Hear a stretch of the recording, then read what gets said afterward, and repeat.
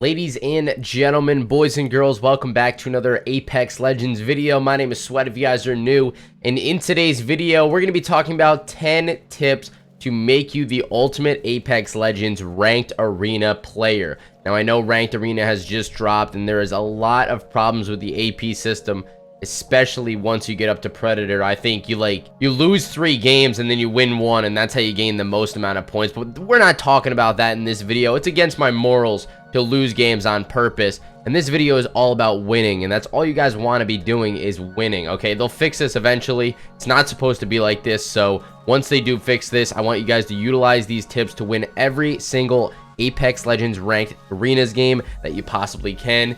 If you do enjoy this video at the end, of course, drop a thumbs up and subscribe to the channel if you are new. Without further ado, guys, let's get into it. All right, the first tip is going to be utilize the most powerful weapon possible, and everybody is going to be doing this. Trust me, especially when you get into those higher tier lobbies up in Platinum and Diamond, Predator, Master, whatever rank you are in. As soon as you get up to those higher tiers, nobody's going to want to be losing, so everybody's going to be wanting to use the most powerful weapon in the game.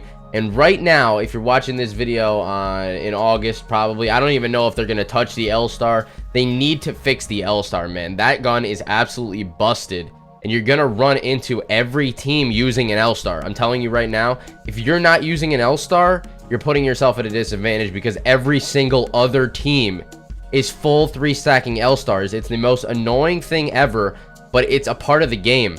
It's meta, and what I mean by meta is the best weapon in the game, okay? So you always want to find that weapon, and you want your team to be running that weapon. I know it's corny. I know people are like, oh my god, L-Star users. But if you're not using it, the other team is, and then you're just losing because of it. So do not put yourself at a disadvantage. If you see that the other team is picking up L-Stars, maybe the first round don't take an L-Star. But if they start taking the L-Stars, man, you got to put the pound on them. You got to show them who's boss, and you got to take a freaking L-Star and smack them in the face with it. So use the powerful weapons in the game while they are there. Second tip today is going to be Sky Nades. Sky Nades are absolutely crucial. If you don't know what I mean by Sky Nades, it's basically grabbing frag grenades, okay? There's 3 types of grenades in the game. I'm sure a lot of you know already. Arc stars, we have frag grenades, and we have thermite grenades. But Sky Nades work so well with frag grenades because by the time you throw them up in the air, right as they land on the ground, they explode. So if you can find the right angles to throw these grenades at on enemies, and my favorite maps to do these on is the one with the Mirage ship and Oasis right now that's in rotation. You can find some really good angles, and all you got to do is practice this. If you want me to make a separate video on totally showing you every Sky Nade spot on each map, I know it's kind of difficult. I wish there was like a private match thing that I could go in and show you every single spot to throw Sky Nades at, but that's just not the case, and we don't have a private match mode yet. But if that does come in, I can do that, or I can hop into just regular ranked arenas and I could show you some Sky Nade spots if you'd like. But definitely learn some Sky Nade spots, practice with it, get the technique down, and you are going to get full squad knocks. I'm telling you, massive damage with these Sky Nades. It's absolutely crucial. So next up on the list today, and this is probably the most important tip on the entire list, so I want you guys to listen very, very closely to this one. Do not be the person on your squad that goes down first, ever. Do not do that, because once one person goes down, the other team is going to push like there's no tomorrow. And especially once you get into those higher tiers, nobody is going to let you res. That's not even going to be a possibility unless you have a lifeline on your team or a Gibraltar. And even in that case, they're probably not going to give you enough breathing room to even get that res off. If you're the first one that goes down, you're putting your team at a massive disadvantage. So you got to take every peek with a grain of salt. You have to be very, very careful, because if you do overpeak an angle or something like that and you get caught out in the open, it's not going to be fun. Your teammates are going to be mad at you, and you are going to be losing games more than you're winning. I'm telling you right now, do not be that person that gets knocked first. And on the contrary, you guys need to knock an enemy first, and once you get that one knock, you need to be pushing full force as a squad, not one at a time, not one person running in front of the other, and then the next person, and then the next person. You need to all go as a unit, because one person shooting at you guys, or even two people shooting at you guys, they're not going to be able to stop a full team of 3 if you know what you're doing. So push as a team, do not get knocked. That's tip number 3.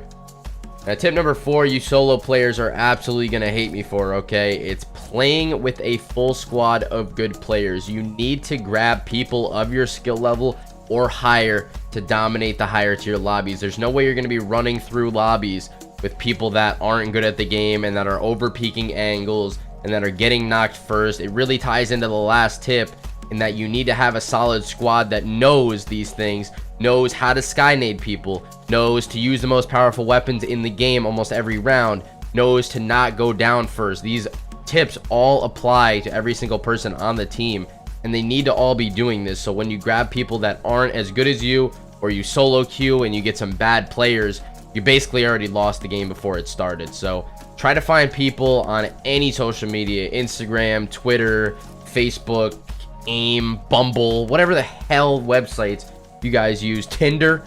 Try to find some teammates on Tinder. Who the heck knows, guys? But get some teammates, for God's sakes. There's a ton of websites out there. Look for some teammates. Put your gamer tag in the description or the comments down below. I don't even care, but just do not play solo and think that you're gonna make it to a top tier pred unless you're one of the most elite players in the game, because for the normal casual player, it's just not gonna happen. Tip number 5 is one that I have already mentioned a couple times, honestly. It's going to be not to overpeak angles, and I sound like a freaking broken record over here. If you do not get the better of the damage exchange, okay, let's say you peek to the right of an angle and you do 70 damage, right? And the enemy player does 140 damage to you. It's basically common sense to say, don't keep peeking that angle, right? But that's just not the case for most people. Most people will kind of be like, okay, I'll repeak it one more time, and then that's when you go down. Or you don't play cover correctly and you overpeak way too, let's say you swing out way wide right, and then you get beamed and you don't have enough time to get back into cover and you end up going down. That therefore is going to cost your team that knock. And then you basically lost that round unless your teammates are gods at the game and they can clutch up. But that's not going to happen every time. They're not going to clutch up every time. So do not overpeak angles. It's very crucial. You do not win that initial damage exchange, then do not peek that same angle. Peek a different angle that the enemy is not going to be aiming at, so you won't get fried again. All right, everybody. So tip number 6 is going to be beneficial with a full squad rather than playing solo again. I'm sorry. I know a lot of you guys play solo, but tip number 6 is coming up with strategies for your team. So let's say you have an Octane on your team, you want to catch the enemy off guard, you decide to all jump head on one guy, one enemy on the other team to get that primary knock. That would be considered a good strategy, and basically just come up with some unique strategies to get you that primary knock and get you wins in rounds. Obviously this is going to be experimental, so the more time goes on, the more you'll find that things work or don't work, and I would definitely recommend practicing these methods in regular arenas before you head into ranked with your squad, just to make sure that you are all on the same page once you put these strategies into action. Next up is having one character go for the heals, and there is heal bins on every single map. If you're not already aware of it, I'm sure if you played arenas at all whatsoever, you know that there is 2 bins on each map that contains heals, and you want to have one person from your team. It's usually me because I'm playing Pathfinder. Pathfinder is really good for this, and Octane is really good for this. Those are 2 good characters to go get the heal bins for, but you need those heals, especially in the first couple rounds when you can't afford to buy 4 batteries or 3 batteries. Those heals are going to come up clutch. Obviously distribute those heals between your teammates or whatever the case may be, but I'm usually the one that goes for the heals almost every time. And if you can secure the heals on the side that the zone is pulling to, this is very important, then you're going to have the advantage every single time. As long as you're doing the most damage on every exchange, you are going to have the advantage with those heals in your pocket. Just going to allow you to peak a little bit more than the enemy team, and they'll run out of heals faster, obviously, if they don't get the bins. All right, everybody, tip number 8 is learning the different map layouts of every single map, learning the peaks, learning the head glitches, learning where to go off the bat, learning what the team strategy is. Like I said before, on every single map, you have to have a game plan for every map, and you really kind of consistently will be playing the same angles on certain maps. So this is going to come with a lot of experience and time. I would definitely recommend heading into regular arenas, finding what angles work best for knocks, finding what grenade angles to throw at, like I said earlier with the Sky Nades tip, and figuring out some strategies with your team if you want to head into those regular arena maps, because the games are not going to be as competitive but they're still going to play similar to how they would play in ranked. Now, tip number 9 is going to be focusing out an enemy. And what I mean by this is if an enemy is at all separated from their team, let's say there is 2 people on the right side of the map and there's 1 person on the left side of the map. You guys as a squad, you need to communicate this, and that's going to be tip number 10, but we'll get to that in just a second. You need to communicate with your team that you are going to push that solo, because the other 2 enemies are not going to really have a chance to react. By the time that you guys get on top of that solo and you start shooting bullets at him, the other 2 enemies are going to start running over, but it's going to be way too late. That solo is going to have absolutely no chance. And that ties in to the tip that I said earlier about never being the one to go down first. You never want to be separated from your team that far that you can get aped. What I mean by is pushed by the other team. And if 3 people on the other team are pushing 1 guy, you should be able to get that knock. And then you all focus your attention to the other 2 on the team. And that's an easy round win. That's a great strategy to use if you're in the low tiers or even the high tiers. Any tier that will work out. Never want to be too separated from your team. And if people are separated from their team, always focus them out to get that initial knock. Now, tip number 10 is one I've talked about so many times in the past. It applies to BR, it applies to arenas, it applies to ranked. Whatever game mode you're playing in Apex Legends, you need communication. It's absolutely crucial. You need to be telling everybody what color shields people have. Obviously, in arenas, they're all going to have the same color shields, but are they broken? How much you're hitting them for, and that's why damage numbers is absolutely crucial to have on in your settings. I made a settings video about a week ago, and I made sure to nail down the fact that you need to have damage numbers on, because you need to be communicating with your team how much damage you're doing to every enemy. And I'll link that video in the description below if you want to go check it out or whatever.